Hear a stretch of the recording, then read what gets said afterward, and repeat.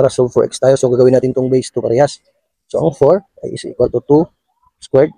Tapos, yung exponent niya na x plus 1 times ang 8. Yan ay 2 cube. So, 2x minus 3 yung exponent is equal to 2 over 10. So, multiply natin yung exponent according sa power rule. I-multiply natin yan. So, yan ay 2x plus 2 times 2. Ang exponent niya ay 3 times 2x. Yan ay 6x minus 9 is equal to 2 raised to 10.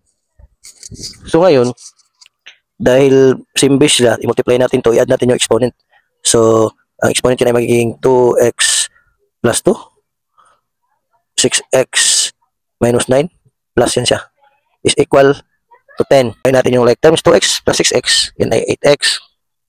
2 minus 9, yan ay negative 7 is equal to 10. So itong 7 ilipat natin sa kabila, yan ay magiging 8x equal to 17.